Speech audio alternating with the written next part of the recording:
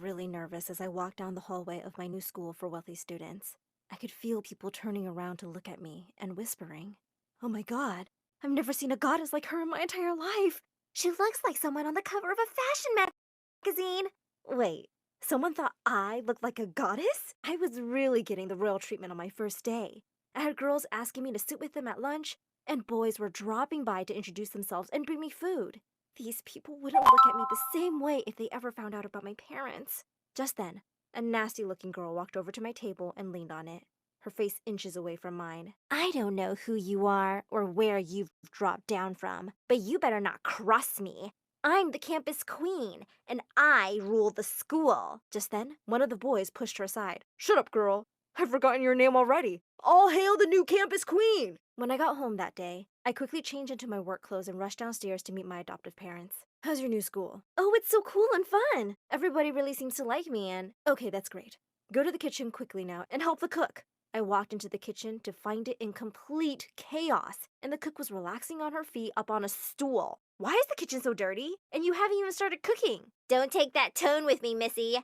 Just 'cause you're going to some fancy school, I need to rest my feet. Now chop chop!" To everyone outside this mansion, I was the only daughter of two loving parents, but I was actually their maid's daughter. A couple of years ago, Mom remarried and just left me. The rich couple she worked for, Mr. and Mrs. Richard, decided to keep me, and I worked for them so I could go to a good school. Later that evening, as the cook and I were walking back home from the grocery store, someone suddenly bumped into me, and everything went flying everywhere. "Gosh, Emily, are you blind?" "Sorry, sir. The child's an idiot." The man just glared at me and walked away. As I picked up the stuff, I couldn't help thinking I had to do well at the school and get a college scholarship, so I never had to work under her again. The first week at school was going amazingly well. My popularity was on the rise, and honestly, it was all really new to me.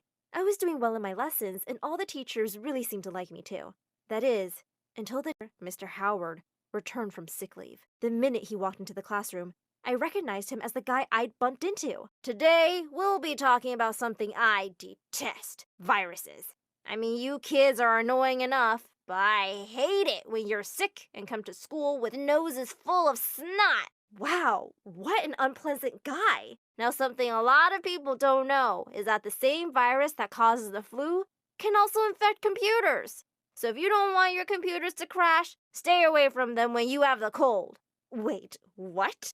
That was the dumbest thing I'd ever heard. "Yes?" "I'm sorry, but that's not possible, sir. I've never given my laptop the flu." As a few kids started to laugh, he looked really mad. "Why? Have you never fallen sick? Are you Superman?" "No." "If you're Superman, why don't you show everyone how you can fly around? Go ahead."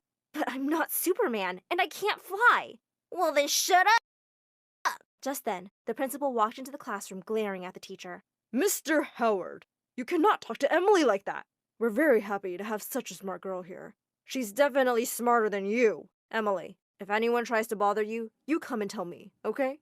Mr. Howard looked like he was having a fit. When the class ended, he called out to me to stay back. Oh no. Reluctantly, I walked over to his desk, and what he said left me in complete shock. "I wondered why you looked so familiar. You're the cook's little helper I bumped into. So what? You're here now pretending to be all smart and rich?" "I'm not pretending. My parents are really wealthy people, and I am smart." "Why were you dressed like a maid? Was that a disguise? Are you Superman?" Oh my god, not that again.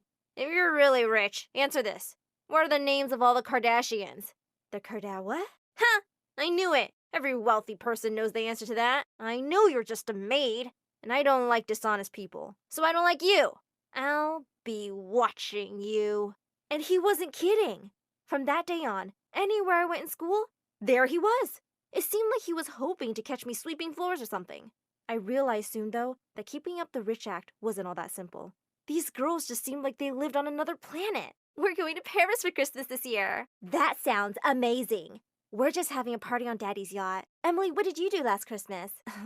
Washed 100 dishes and ate leftovers in my room with my hamster." Oh, my parents invited Lady Gaga over for a private concert." The girls screamed like hyenas and insisted that they wanted to hear every single detail. One day, they took me to the gym during cheerleading practice. "Now that you're like the most popular girl in school, you've got to be in the cheerleading team, duh." Not every popular girl has to be a cheerleader, right? I'm not into this kind of stuff. I like to read books. The girls looked at me like I was an alien from outer space. They pushed me to try out anyway, and I was really bad at it, but the coach just said, "She's so pretty. She can just stand on the side and wave pom-poms. Welcome to the team, Emily." And just like that, I was a cheerleader. As I was walking out, I spotted Mr. Howard in the doorway. Well, well, being a cheerleader is every maid's dream, isn't it? Wait till everyone finds out about you. The next day in class, Mr. Howard suddenly dropped a book on my desk, making me jump out of my skin. Happy birthday, Emily! How did he know? Thank you, sir? So, I'm sure a rich, popular girl like you must be having a grand celebration, right? Everyone's eyes were on us now, and he was looking down at me with a smirk. Yes, of course! It's so big, I'm still planning it. But it will happen very, very soon. As all the kids gave me excited smiles, I stared down at my quiz in horror. What had I landed myself into? With everyone asking me about the party, I had to come up with something fast. I had no choice but to go to Mr. and Mrs. Richard. I'm really sorry, but I need to throw a big birthday party for my friends. I'll make up for it by doing extra chores. I thought they'd be really mad, but Mrs. Richard up excitedly. Deal. Now let's throw you the biggest birthday bash this neighborhood has ever seen. And boy, did she go all out. The theme of the party was teen models, and there was a fashion show runway, makeup stations, and pink outfits for everyone. I was just really excited about the party favors because Mrs. Richard had let me choose those. As the girls tore off the wrapping papers, they suddenly fell silent. What's wrong? Ew, you gave us books? Yeah, and not just any books. These are limited editions, signed by J.K. Rowling herself. The girls looked really disappointed. But just then, Mrs. Richard came running in and pushed me aside. I know what teen girls want. Diamond bracelets. There, you get one, and you get one. Everyone gets one. The books were rudely tossed aside, and I nearly went deaf from their high-pitched screams. The next day, everyone was still discussing how amazing my party had been. Just then, Mr. Howard walked in with our assignments and started distributing them. I was horrified to see the big, fat D on mine. And you get a D, and you get a D. Everyone gets a D. Mr. Howard, my assignment is just fine. And how can we all get Ds? Are you the teacher now? How can your assignments be fine when all of you were busy partying last night?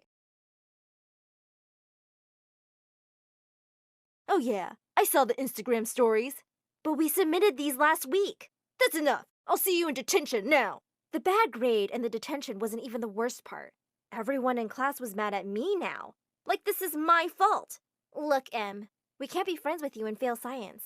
My parents will kill me, so we're sorry, but bye. And they all walked off wearing their flashy diamond bracelets.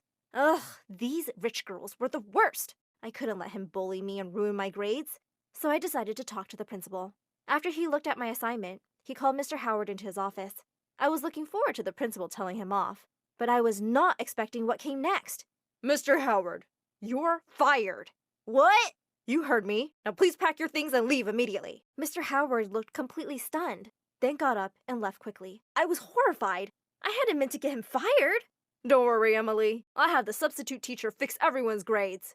Later, as I walked down the hallway, I saw Mr. Howard leaving with his belongings. He looked so sad. I'd gotten him fired, but I just felt terrible. I decided to go tell him that I'd talked to the principal about giving him his job back. Later that evening, I went to his house and pressed my nose against the window to see him having dinner with his mom and 5 rather scary-looking sisters. So, Howie, why don't you tell your sisters your amazing news? He just stared down at his plate silently. He got fired, ladies. What have I done to deserve such a stupid son? Why couldn't you be a lawyer or a doctor or an astronaut like your sisters? Oh my God, Howard, it's a pretty easy job. Isn't it bad enough that you're just a teacher and now you're not even that? Seriously, bro, you're never getting a girlfriend. Loser! Oh, by the way, Ma, I got a promotion at work today. As they all clinked glasses, I saw Mr. Howard leave the table. I could not feel any worse right now, and I kinda understood why he was a bit of a bully. Just then, I heard a voice behind me. What are you doing here? It wasn't bad enough to get me fired. Now you want to see my humiliation at home? And before I could even say anything, he sat down on the bench and started to cry. Mr. Howard, I'm really sorry. I never meant to get you fired. I came to tell you that I'll talk to the principal. Oh, what's the point? I'm just a dumb teacher. Even you think I'm dumb. No, I don't. And your family is wrong. Being a teacher is just as amazing as any other profession. You can make such a difference in so many lives. He gave me a smile. You really are quite smart, aren't you? I'm sorry I picked on you for being a maid. You are a maid, right? Yes, sir. Well, who cares? You're really going to go places one day, Emily. Oh, also, can I have one of the signed Harry Potter books? Thankfully, the principal listened to me and decided to reinstate Mr. Howard. Since then, he's become much nicer to everyone, and he's hired me as his personal assistant to do the fact checking for him. We've become really good friends, and I finally have someone to discuss books with.